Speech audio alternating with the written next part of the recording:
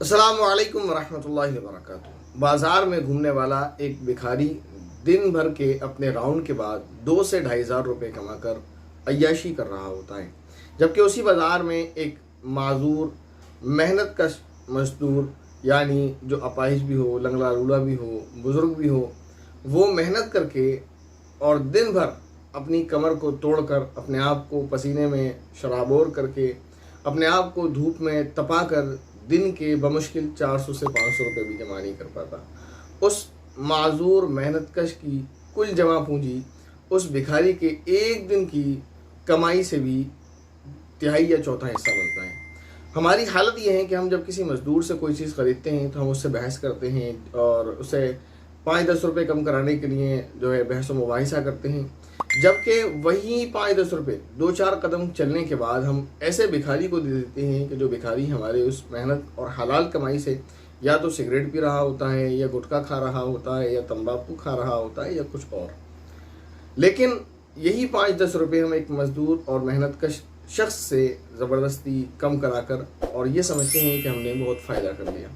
और इसी तरह फिर उस भिखारी को देकर हम ये समझते हैं कि हमने नेकी कमा ली। यकीन जाने हमारा ये बड़ा अलमिया है कि हम भिखारी को जो देते हैं, हर भीख मांगने वाले को पैसे दे देते हैं जो भी मांगने आ जाए, लेकिन जो मजदूर है, जो मेहनत का शख्स है, चाहे वो माजूर ही क्यों ना हो, चाहे वो बूढ़ा ही क्यों ना हो, हम उससे बहस मुबाहिसा करते हैं, हम उससे रकम कम कराने की कोशिश करते हैं। हालांकि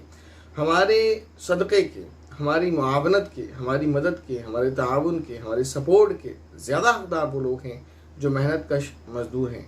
और फिर वो लोग और ज़्यादा हकदार हैं जो उनमें साथ साथ मेहनत कश मज़दूर होने के माजूर भी हों, बूढ़े भी हों। ये ज़्यादा हकदार हैं कि वो लोग ऐसी हालत में, इस कंडीशन में भी रिज़्क़ हलाल कमाने के लिए जिद्दोजहद कर रहे हैं, वो मांग कर नहीं खा रहे। उन भिखारियों के मुकाबले में लाख दर्जा बेहतर हैं कि वो लोग मांग कर और फिर पैसे को नशे में और इन चीज़ों में बर्बाद करते हैं। हमारा जो सदका है, हमारा जो डोनेशन है, हमारा जो ताआवुन है, इसके असल हकदार और सही हकदार यही लोग हैं। भिखारियों को इस तरह पैसे देने से लाख दर्जा बेहतर है कि हम किसी इस तरह मजदूर को पैसे दें, सदका दें, डोनेशन दें। एक तरीका आप अपना लें, उसका इंशाल्लाह आपको बहुत बड़ा फ़ायदा हो सकता है और माशरे में बड़ा फ़ायदा देखने को मिल सकता है। वो क्या है? वो ये है कि हम एवरेज अगर लगाएं अपना, तो हम में से हर शख्स 5, 10, 20, 30 रुपये रोज़ाना भिखारियों को या किसी न किसी भिखारी को दे ही देता है।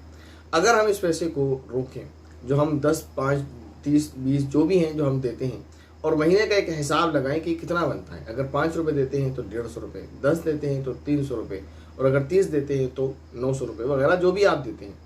उस पैसे को आप महीने या 1.5 महीने के बाद किसी ऐसे शख्स को दे दें जो मेहनतकश मजदूर है। हमारा इन भिखारियों को देना जो गुटखा, तंबाकू, शराब, बीड़ी में पैसा बर्बाद कर देते हैं, इससे बेहतर है कि हम ऐसे मजदूर को दें जो अपने काम में उस पैसे को लगा ले, ताकि उसका फ़ायदा हो, उसकी जो है उसका जो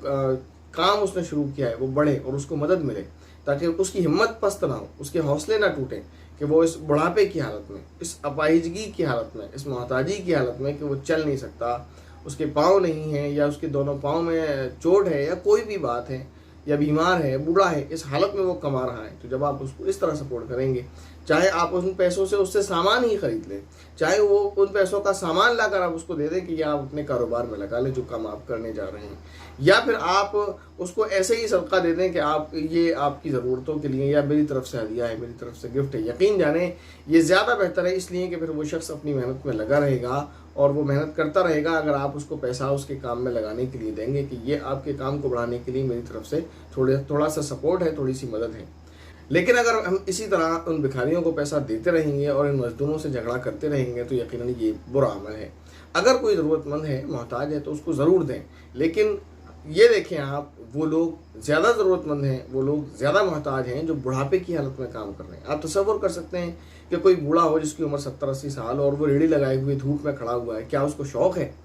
वो ज़रूरतमंद है, वो मोहताज है, इसीलिए तो वो खड़ा है। इसी तरह क्या आप सोच सकते हैं जिसके पाँव कटे हुए हैं, या जिसका एक पाँव नहीं है, या जिसका एक हाथ कटा हुआ है, तो क्या उसको शौक़ है? क्यों वो धूप में रेड़ी लगाए खड़ा है? इसलिए कि वो ज़रूरतमंद है। तो इन चीज़ों को समझें और अपना पैसा सही जगह पर खर्च करें। उम्मीद है आपको बात समझ आ गई होगी। अस्सलामु अलैकुम वरहमतुल्लाहि वबरकातुहू।